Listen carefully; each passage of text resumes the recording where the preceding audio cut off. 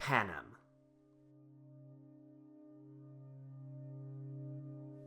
In Susan Collins's The Hunger Games, North America, now called Panam, has developed into a classist dystopia. 12 districts make up a working class that serve one wealthy capital.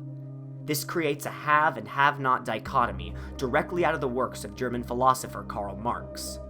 Marx theorized that in a capitalist system, an inevitable rich have class will control the means of production, the land, the machines, the political institutions, and use them to inferiorize the poorer have-not class. Marx hypothesized that, as this power increased, the working class would grow into an equally impoverished and oppressed group. This would bring them into a united front that had achieved class consciousness, the realization of this unbalanced and oppressive system. And with enough anti-capitalist fervor, this majority could overthrow the have class and their oppressive institutions, seizing the means of production for the workers. This was a revolution that Marx termed the end of history. The actual moment when I got the idea for the Hunger Games, I was lying in bed late at night one night and I was channel surfing. And I found myself going in between reality television programs and footage of the Iraq War. And these images sort of began to meld together in my mind in a very unsettling way.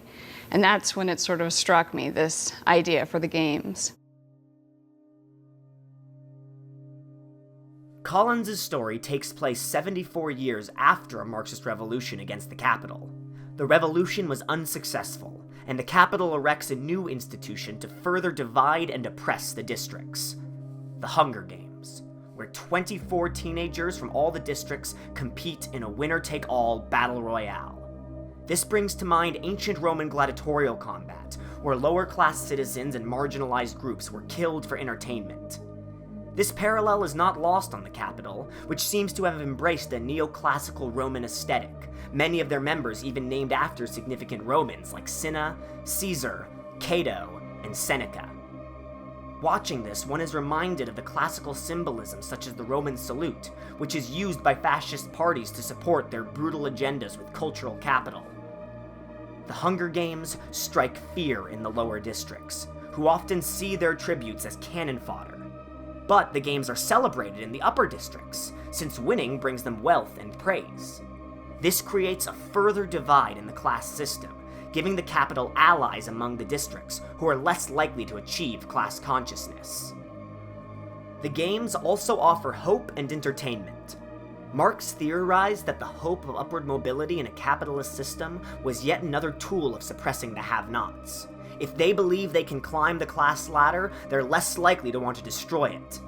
Entertainment also serves as an opioid for the masses.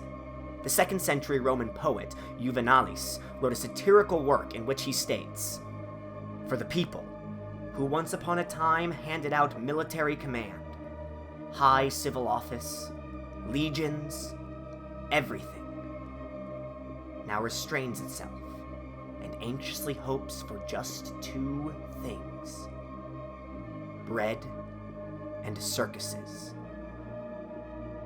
Panam et Cicernces.